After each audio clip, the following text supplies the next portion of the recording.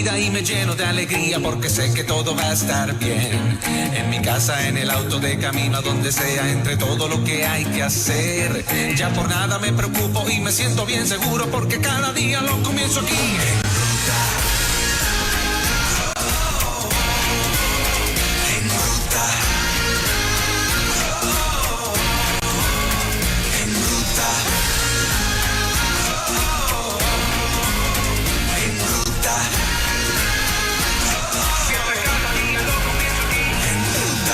Buenos días, son las 7 de la mañana, listos para recibir a Magdiel Narváez. Está con nosotros listos para Palabra Viva. Buenos días, Magdiel, ¿cómo está? Buenos días, Fernán, Moraima, Juan Carlos. Buenos días, Puerto Rico. Buenos días, mundo. Qué bueno, qué bueno. Qué bueno estar acá contigo. Amén, amén, amén. Qué bueno estamos aquí en una mañana lluviosa de una semana que se espera mucha lluvia y que ya hay alerta y avisos de inundaciones para algunos municipios de Puerto Rico, especialmente en el sur, como es el municipio de Patillas. Ayer cayó una lluvia espectacular en la zona de Las Piedras y se inundó considerablemente. Así que estamos ya entrando en los aires navideños. Ya está, ¿verdad? Ya los días están cogiendo su fuerza. Vamos a ver si estas navidades podemos zapatearnos un poco el polvorín del 2020 y tener un tiempo de familia como todos nos merecemos. ¿Y los matutinos van a ser por Zoom? Los matutinos van a ser por Zoom. Digo, con la vacuna ahora tal vez no. Bueno, y otros grabados. Envían la grabación adelante y lo llevan después. Pero Puerto Rico se las va a arreglar. Claro que sí. Nosotros puertorriqueños tenemos otra forma de hacer las cosas. De balcón a balcón. Algo así. Los otros días por casa estábamos, Zaire y yo en el apartamento, y entonces la música se escuchaba y la gente gritando de los balcones, ¡otra! O sea, había una fiesta que yo entiendo que era de balcón a balcón entre los vecinos del condominio, pues ya era más de las 10 de la noche. Y terminaron cantando, parece que alguien dijo, mira, fulana cumpleaños, y terminaron cantando Happy Birthday y toda la cosa. O sea, sí, nosotros somos un poco alegres. Ay. Quizás por eso es que tanta gente quiere venir a vivir a Puerto Rico. Bueno, en la mañana de hoy vamos a hablar de una de las grandes controversias entre Jesús y sus discípulos. Los discípulos de Jesús fueron picados por una abeja que se llama el egocentrismo. El egocentrismo es la actitud que tiene un ser humano para lucir sus cualidades, sus habilidades en medio de cualquier escenario, con el fin de que otros lo aplaudan, lo reconozcan, lo alaben, lo exalten. La condición llega a tal nivel que el individuo puede incluso alabarse a sí mismo, llegando a la egolatría, del egocentrismo, la egolatría, para delante de los demás él hacer alarde de lo grande que él es, de lo bueno que él es. ¿Y se lo cree de verdad o es solamente? Sí, se lo cree. Okay. Sí, parte del problema es que se lo cree y quiere que los demás no solo se lo crean, sino que lo alaben. O que lo exalten y que hablen de él y todas las cosas. De él o de ella. De él o de ella. Gracias por la aclaración. De él o de ella. Sí, muy bien. Y en el caso de los discípulos, este es el problema con el que más ellos chocan.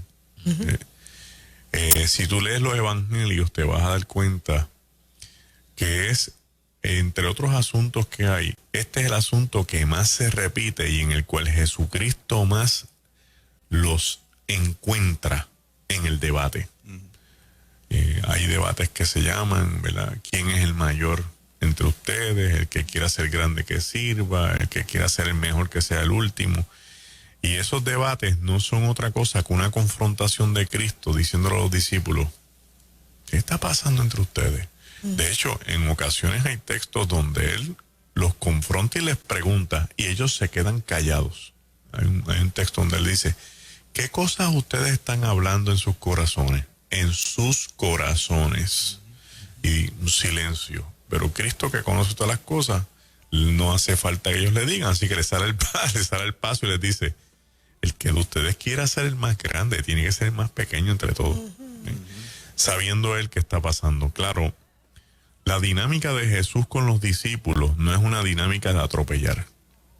Jesús reconoce que hay una situación delicada entre ellos y la expone en los evangelios, porque si algo bueno tiene la Biblia, aparte de ser la palabra de Dios, que es lo máximo, es que no le tapa los errores a nadie. La Biblia, los héroes bíblicos, la Biblia te los pone con el resumen como es. O sea, David es un bandido social, Sansón es un mujeriego, y te pone las crisis de cada cual. ¿Para qué? Para estropear al ser humano, para hacer que el ser humano luzca como un ser totalmente débil e inmerecedor de la gracia de Dios. No, para que nos veamos en esos espejos, número uno, y podamos ver cómo Dios es capaz de utilizar nuestras vidas para glorificarse en nosotros, demostrándonos no solo su poder, sino su amor incondicional. Y cómo Dios es capaz de revelarse de tal forma que te invita en esos procesos a que tú te encuentres contigo mismo, veas tus errores y tomes una decisión de ser un mejor individuo todos los días. Por eso encontramos textos en la Biblia que dice: fulano de tal decidió no ser como su papá. Los textos bíblicos de los reyes. Y fulano de tal decidió no hacer las obras malas que había hecho su papá, sino servir a Jehová. Y toma esto en consideración, porque en el día de hoy, el tema que tengo en la consideración es que tú mismo no te desbanques, tú mismo no te descalifiques, tú mismo no te saques de carrera por las voces que tú escuchas del pasado que has vivido, por las voces de otras personas que no creen en ti, por las voces de otra gente que te ha hecho daño. Trata de considerar que Dios te ama y te trajo esta vida para revelarse a ti y hacer una relación contigo gloriosa, espectacular, con un plan que nadie más puede desarrollar en tu vida. Pero también quiero traer a consideración en la mañana de hoy que tampoco podemos estar en esta guerra campal de demostrar quiénes son los mejores en el reino y quiénes tienen los mejores talentos y las mejores habilidades y los mejores ministerios. Y peor que eso, quienes se creen que siendo así tienen que hacerlo de tal forma para que los demás los estén aplaudiendo y alabando, cuando en la realidad última, aquí el grande es Jesucristo el Señor. Yo creo que uno de los hombres que mejor y más claro tuvo esto fue el apóstol Pablo, cuando decía: yo lo quiero perder todo con tal de ganarme a Cristo. Y perderlo todo implica reputación, perderlo todo implica estamina, perderlo todo significa título, perderlo todo significa todo, literalmente. El asunto con el discipulado comienza cuando en un momento determinado en el Evangelio de Marcos establece que Jesús, teniendo muchos discípulos, decide escoger estos 12. Entonces los 12 se convierten en una unidad. 12 es un número bien especial en el texto bíblico por las 12 tribus, por los hijos de Jacob. Y cuando Cristo decide escoger estos 12 sin querer, uno puede mirar esto y decir: wow, Cristo montó un certamen, porque entre tanta gente escogió 12. Y cuando hay un grupo de más de 100 personas, porque Cristo tenía muchos discípulos, y de esos 100, de esos 70, de esos 200, del número que sea, porque no tengo el número real, dice que había muchos, se escogen 12, la mente humana piensa distinta a la mente de Dios. La mente humana puede pensar que escogieron los mejores, porque esa es la norma. O sea, yo no sé cuántos de los que me están escuchando van a validar lo que yo voy a decir ahora. Cuando uno era un chamaquito y uno tenía su guante, una bola de béisbol y el bate. Uno iba al parque. Pero uno iba pensando que no quisiera que hubiera mucha gente. Porque si yo no soy tan diestro, o yo no soy de los más fuertes, o yo no soy el mejor bateador, y hay otros mejores que yo, aunque yo tenga bate, bola y guante, me voy a quedar sin jugar. Porque solamente juegan 9 por equipo. Yo viví eso. Sí, sí. Y yo llegué al parque y habían 19, 20. Y entonces me pidieron prestado el guante, me pidieron prestado el bate, la bola, y yo no jugué. Quédate fuera. Quedé fuera en el banco. De hecho, yo me eché a llorar. Como yo frustra eso. yo tendría como 6 o 7 años. O sea, ya fue bien difícil. Y cuando ellos me vieron, dijeron, mano, espérate, mira, ven acá, cachea para los 2 equipos. O sea, yo era el catcher de los 2 equipos y en par de entradas me dejaban batear.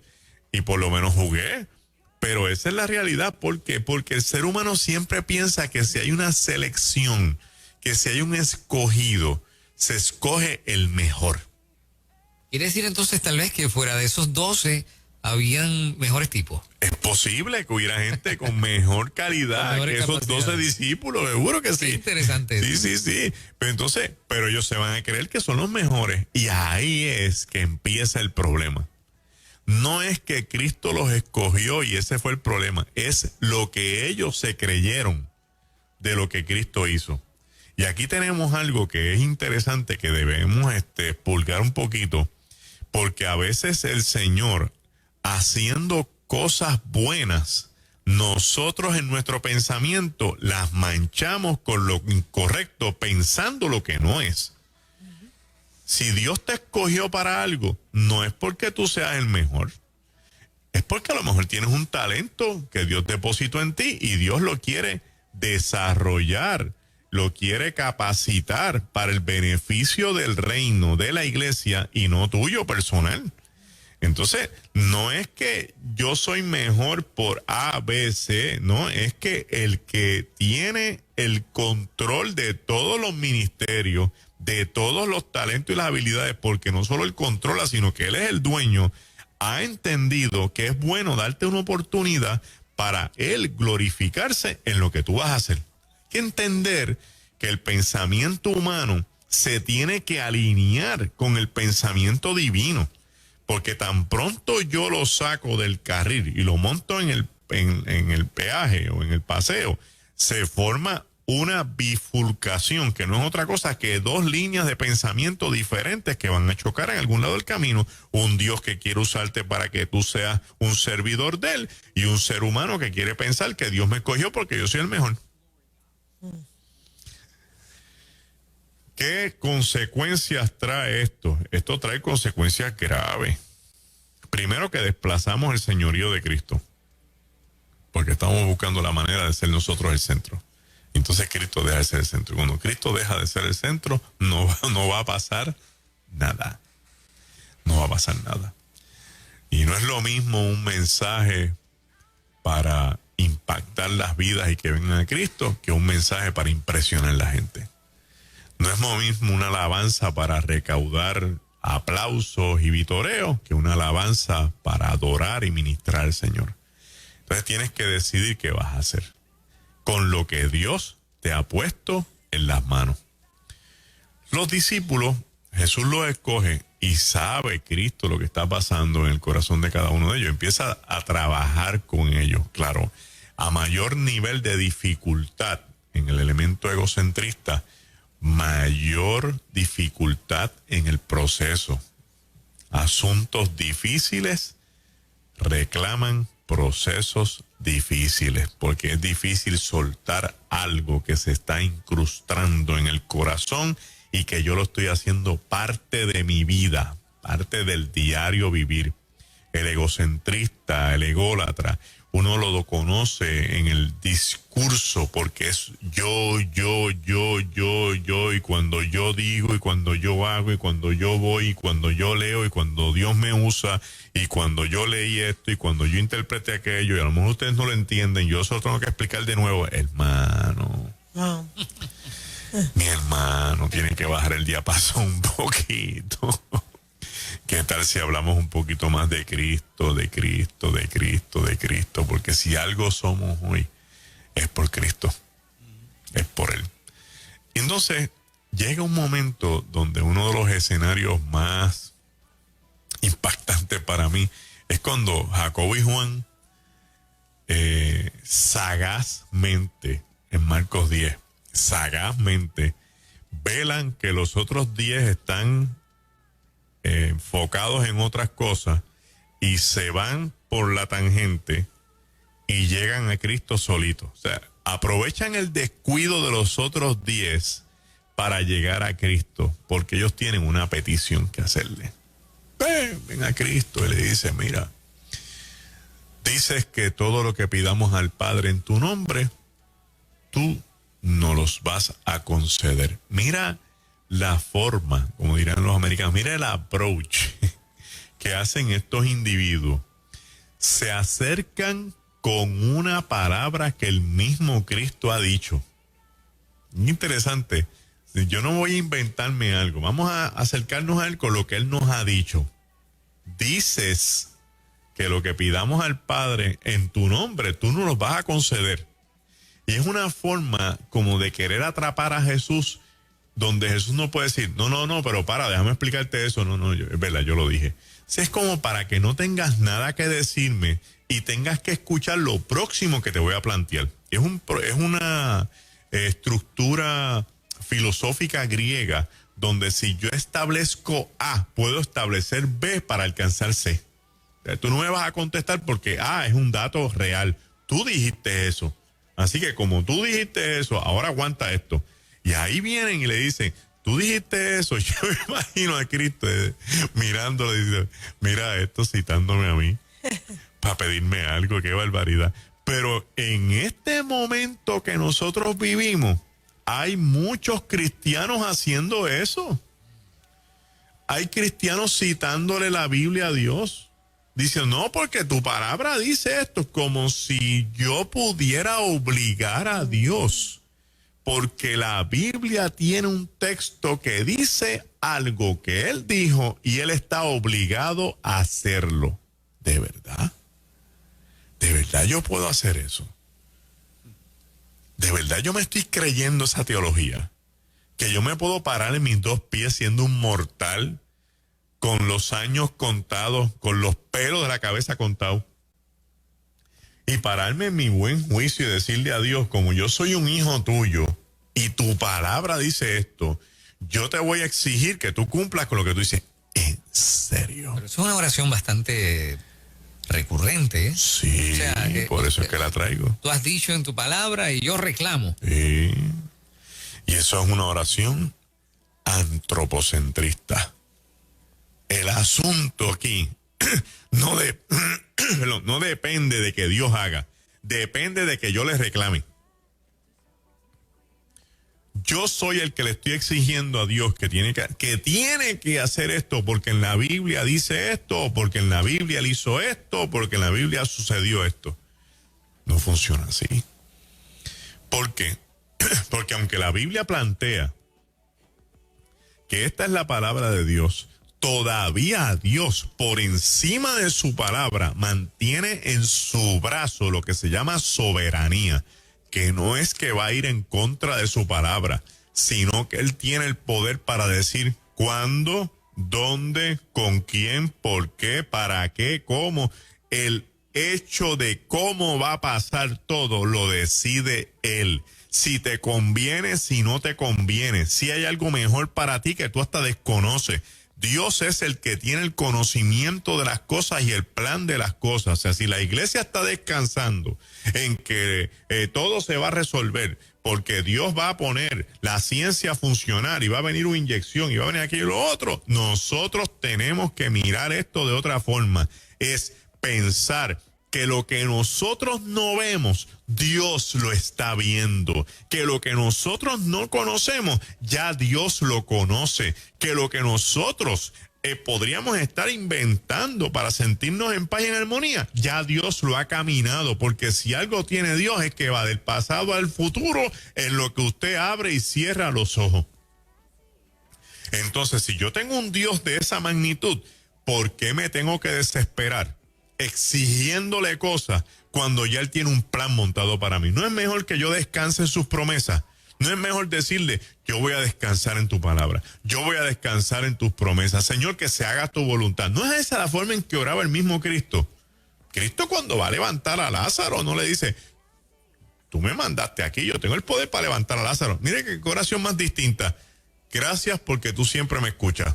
Y yo sé que este milagro es para que tú te glorifiques. Es una cosa bien distinta a lo que ora un montón de gente.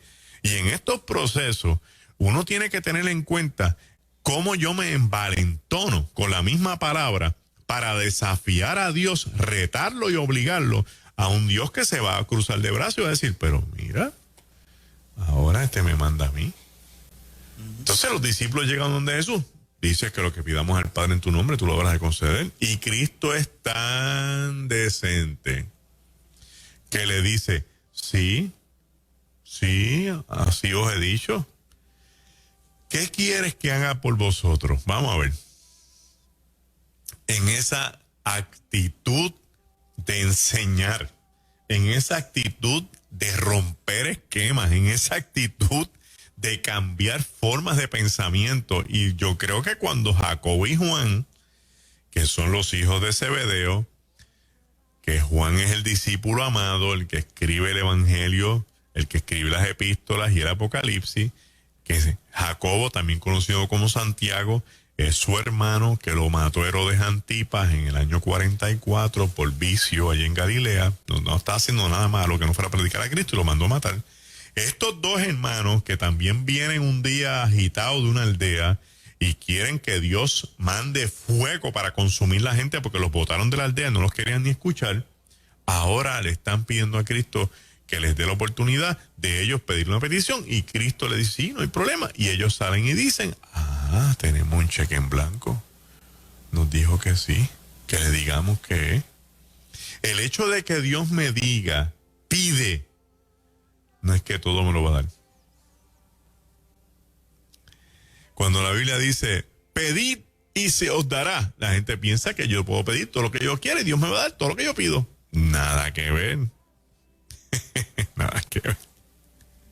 En Puerto Rico había un personaje cómico que se llama Findingole, lengua muerta. Hace tiempo de eso. Y siempre estaba en crisis porque pasaba hambre, entonces lo metían preso. Y en la cárcel él le pedía a Dios, Dios mío, envíame algo, aunque sea unas mollejitas, qué sé yo, y le mandaba un canto de pan duro. Y ahí se formó el reburú, tú sabes, de que todo lo que él pedía, Dios le mandaba otra cosa. Pero en esencia, había una enseñanza. Dios me envía lo que Él entiende que me hace falta, no lo que yo creo que yo necesito. Es la forma de Dios enseñarme.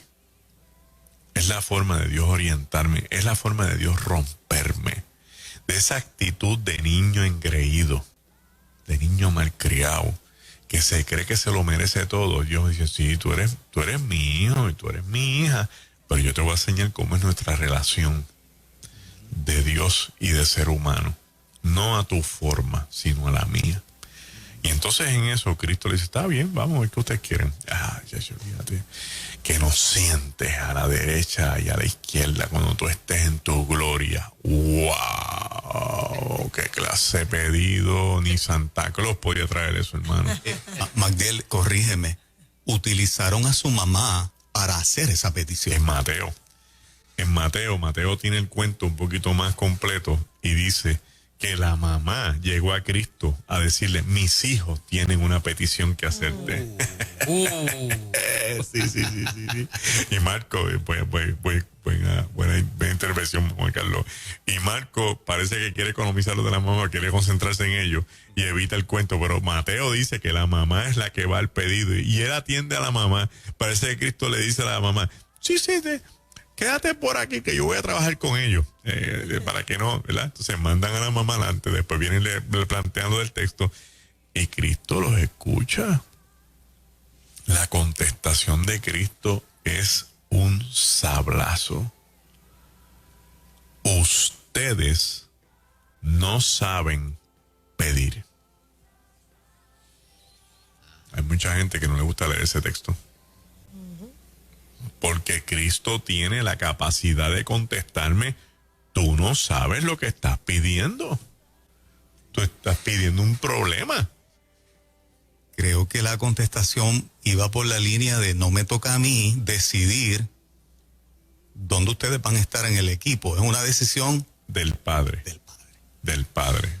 ¿Por qué? Porque Cristo viene con una misión. Una misión que le ha otorgado su propia esencia como Dios. Entonces los discípulos quieren embarcarse en lo que ellos interpretan que es la misión.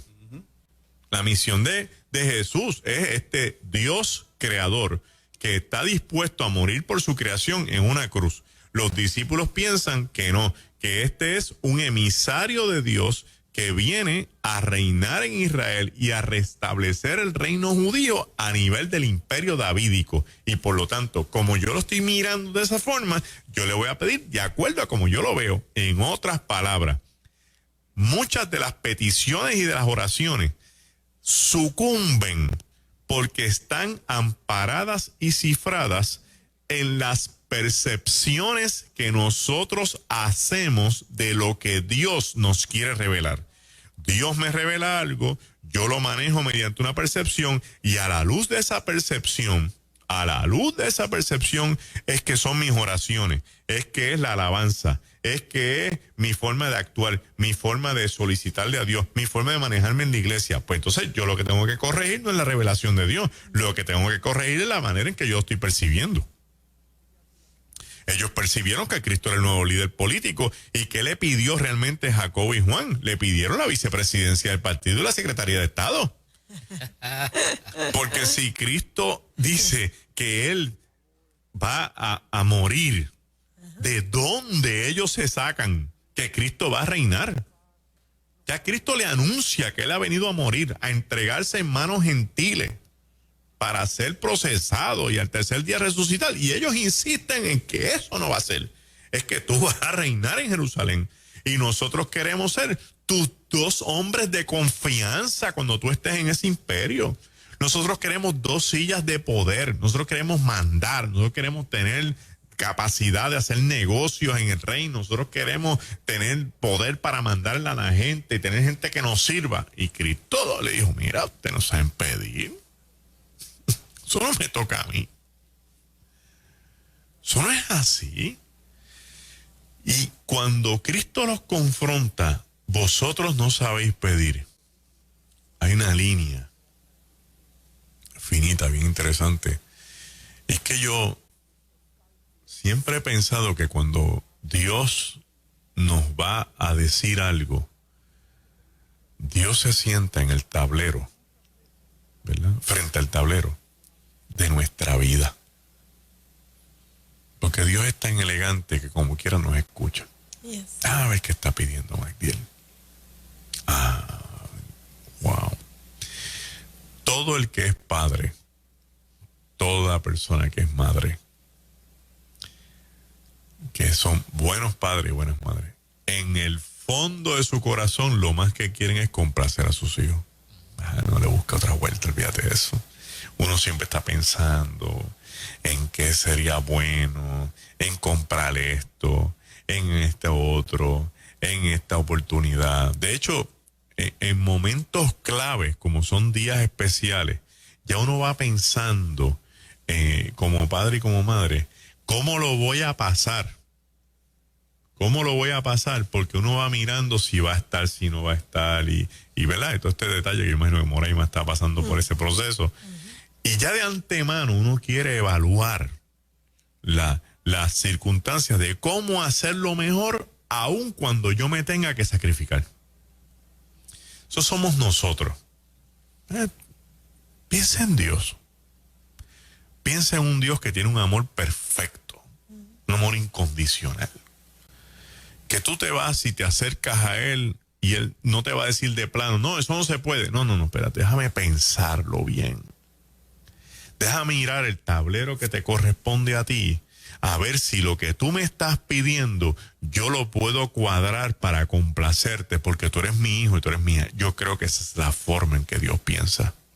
Por lo tanto, en vez de ser un Dios mezquino que me diga que no, rajatabla, para herirme y ofenderme, es un Dios ameno que lo que hace es que está tratando de hacerme ver cuánto amor siente por mí para complacerme, en cuyo caso el decirme que no es una bendición, porque quiere decir que lo pensó, lo miró, lo tiró para el lado, miró para adelante, dijo, esto va a traer problemas más adelante, mejor es que no. Olvídate de eso ahora, Magdiel, porque no te conviene. Más adelante no te va a convenir. Y esta es la contestación de Cristo. Y te dice, Magdiel, ¿pero de dónde tú te sacas eso? Lo que pasa es que si yo miro la cultura romana del tiempo de Cristo, me voy a dar cuenta que en el tiempo de Jesús, mirando las cruces, en el tiempo de Cristo, cuando los romanos identifican un movimiento rebelde,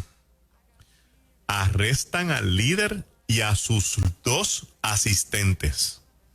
¿Por qué? Porque tumbándole la cabeza al liderato, deja el movimiento sin cabeza, y al dejarlo sin cabeza, en lo que se reorganizan, se dividen, y ese es el antiguo adagio militar político romano: divide y vencerás. Así que la forma más importante aquí es sacar de carrera el liderato, sacar de carrera a los que mandan, para que los demás se pierdan. Por lo tanto, mirando la cruz de Cristo, quien ocupaba esa cruz originalmente es Barrabás. Barrabás no es ningún robagallina. Barrabás es un celote, y los celotes que son crucificados son porque o han asesinado romanos, o han quemado propiedades romanas, o han hecho algo en contra del imperio y se han declarado rebeldes en contra del César. O sea, esto es un hombre de largometraje, un historial bastante criminal.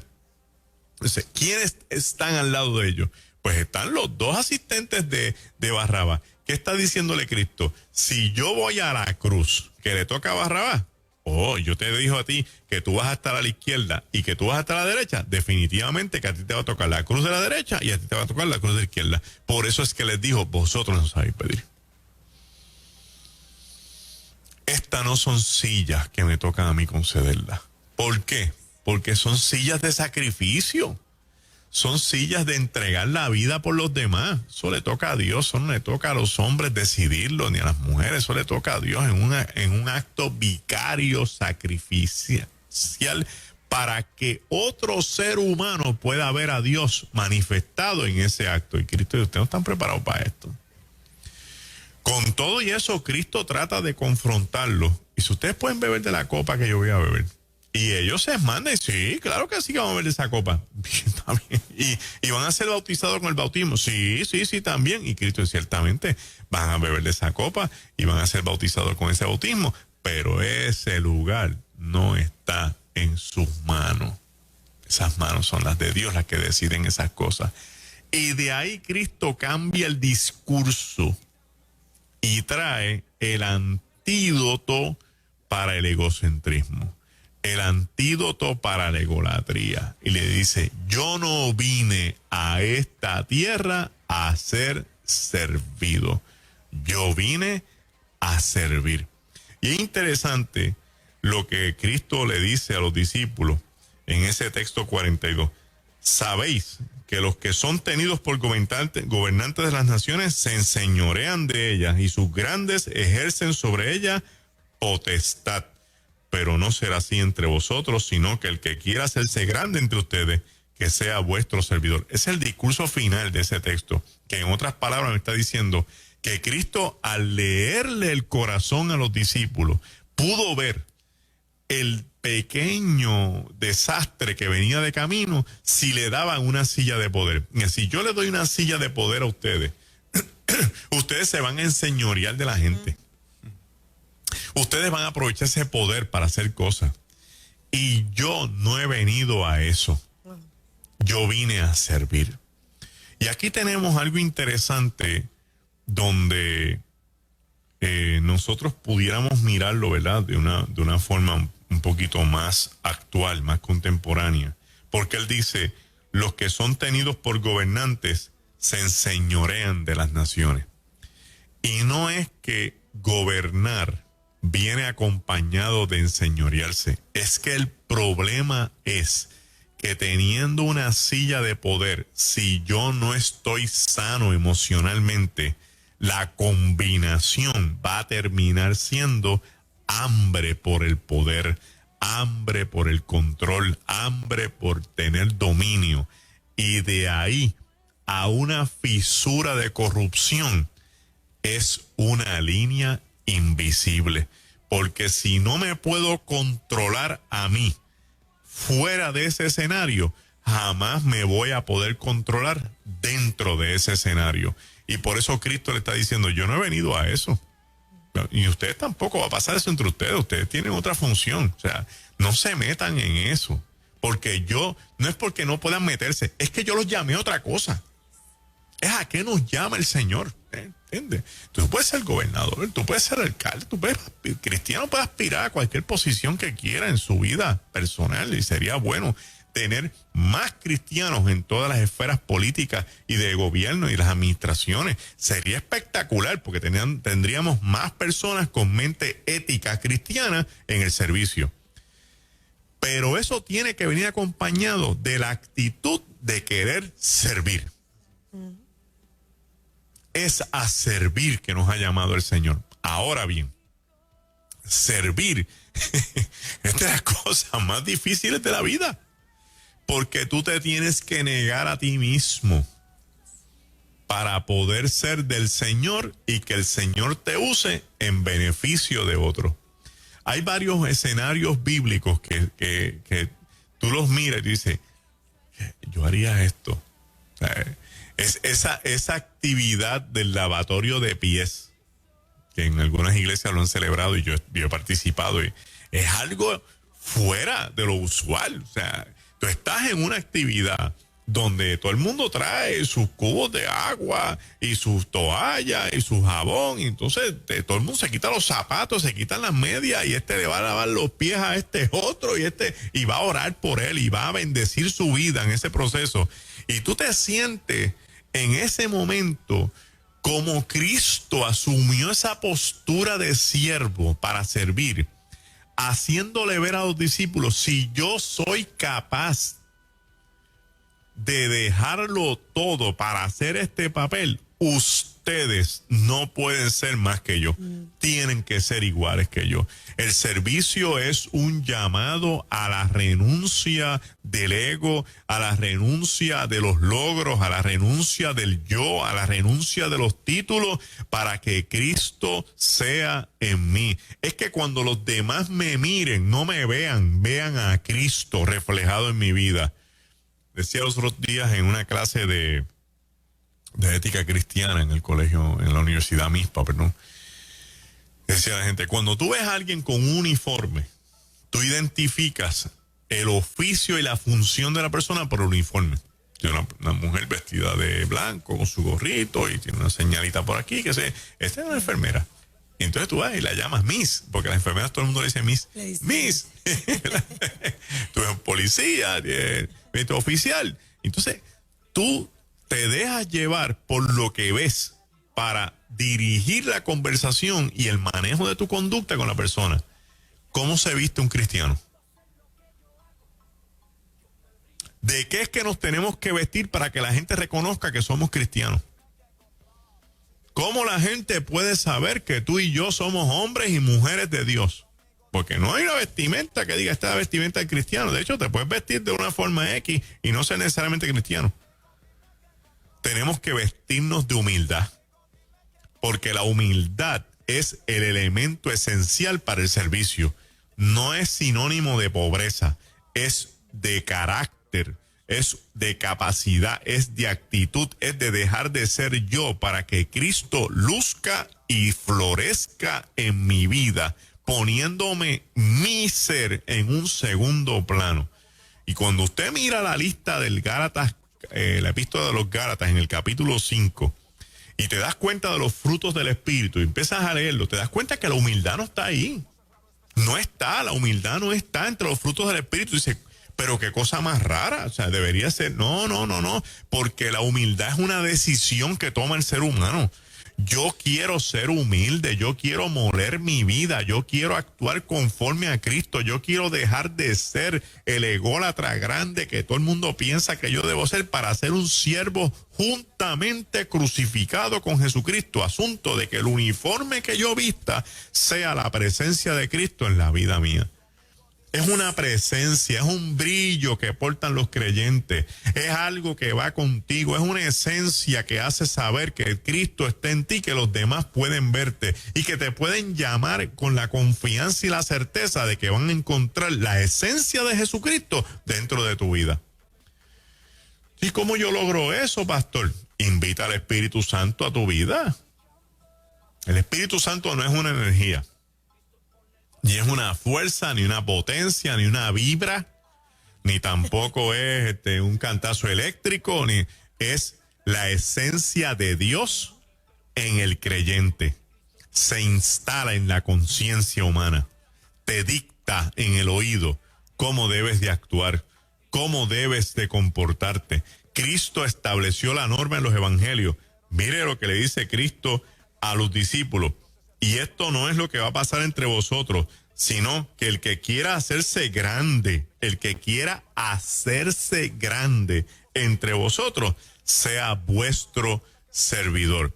Van a hablar más y mejor del que sirve, del que quiere hacerse el grande. Y tú quieres que hablen bien de ti, tú quieres que la gente te reconozca, de verdad tú quieres que la gente sepa y valide y te dé el valor que tú te mereces, sirve, sea un servidor. Una de las historias que a mí más me impactó en mi vida fue de mi amigo y mi hermano, Pastor Nando Steidel, de su hijo Yeriel. Dice que ellos están en una actividad en España, si no me equivoco el sitio, ¿verdad? Y entonces anuncian que los que van a servir tienen que venir al otro día con una camisa blanca. Y él es de los invitados, Yeriel es de los invitados. Entonces dice que cuando al otro día, Nando pues escuchó el anuncio, pero ven, y Jessica se hicieron de la vista larga, vieron a Yeriel con la camisa blanca. Dice, adiós Yeriel. Sí, pues que dijeron que los que van a servir tienen que llevar la camisa blanca, yo voy a servir. Y la mentalidad del ser humano tiene que ir de la mano con la realidad que le toca vivir. Usted está en un mundo de gente que lo que quiere es que los adoren, que los idolatren, que los veneren, que les aplaudan, que los alaban, que los exalten. Ese espíritu no se puede meter dentro de la iglesia. La iglesia tiene que fumigar eso con servicio, con dejar de ser lo que somos para que Cristo sea en nosotros. Nosotros necesitamos con urgencia que el Espíritu Santo nos visite para que nos rompa los egos, para que nos esbarate las mentalidades egocentristas y ególatras y para que dejemos de estar pensando que cuando yo canto, que cuando yo predico, que cuando yo pongo las manos, usted nada. Aquí el grande es Jesucristo y la obra la hace el Espíritu Santo. Hasta que no empecemos a pensar así, no va a venir ningún avivamiento. Porque los avivamientos no vienen a corregir actitudes. Los avivamientos no vienen a enderezar cosas torcidas ni a cambiar esquemas mentales. Se supone que los creyentes se pongan juntos, unánimes y en armonía en el pensamiento correcto de que Cristo nos llamó para servir. Entonces el Espíritu está ávido a venir sobre nosotros para convertirnos en servidores de Cristo y llevarnos hasta las últimas consecuencias. Termino esta sección con esta historia que es de un buen amigo, hermano mío, Pastor Herminio Calo, Iglesia Bautista de Palmer, y se llama la Iglesia de la Amistad. Dice Herminio que fue a una actividad en Estados Unidos y le tocó dar una conferencia en un anfiteatro y que a su mano derecha está este caballero mayor de edad, pero súper bien vestido. O sea, dice Herminio que tenía un traje mejor que el que él tenía, y él era el predicador. Entonces tenía su bandejita de plata, su vasito de agua, una toalla, y pues él iba y le llevaba el vaso de agua y le llevaba la toalla. Entonces a José Herminio le llamó tanto la atención el hombre con aquel, ¿verdad?, estilo, con aquella clase, se llama eso, que decidió preguntarle, dice, mira, varón, ¿cómo tú te llamas? Y le dijo el nombre, y dice, ¿y este es un ministerio que tiene la iglesia? Porque a mí yo estoy impresionado. Y dijo, no.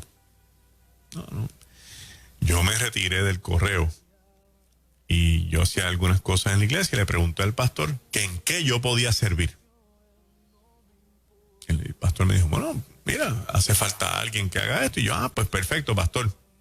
Y yo fui, me compré el traje, compré la bandeja y traigo el agua de casa y yo vengo a servir. Ese que hizo eso no es menos que el predicador. Ese que hizo eso no es menos que el cantante. Ese que hizo eso en ocasiones es más grande que mucha gente que está ministrando. ¿Por qué? Porque dejó de ser de él. Puso todos sus recursos a los pies de Cristo para que Jesús se glorificara en su vida y se vistió del uniforme de Jesucristo, que es del servicio, para que todo el mundo lo pudiera identificar. Al punto que el predicador tuvo que ir donde él a preguntarle qué era esto que estaba haciendo, que le llama atención. Termino esta sección para decirte en la mañana de hoy. Suelta lo que tú crees que te hace grande. Abrázate a Cristo, que es el grande de verdad. Vístete de servicio para que cuando la gente te vea en la calle, digan, ese que va ahí es grande porque es un servidor de Jesucristo. Que el Señor te bendiga en esta mañana. Amén. Palabra viva, Magdiel Narváez. Poderosa la palabra cada vez que la recibimos, cada martes en la mañana y jueves en la mañana también. Amén. La gente que quiera continuar en contacto contigo y recibir más. Nos pueden encontrar en las redes sociales Ministerio del Galileo en Facebook. Ahí están nuestros anuncios de los cursos. Pueden entrar a nuestra página www.elgalileo.org. Nos pueden llamar al 402-6081. Qué revuelo tengo yo. 939-402-6081 para dejarnos un mensaje para cualquier invitación o conferencia. Excelente. A todos nos pasa eso, Magdiel, tranquilo. Sí. Muchas bendiciones. Amén, amén. Igual a Magdiel, ustedes. buen día, Dios me lo buen día. bendiga mucho. Amén.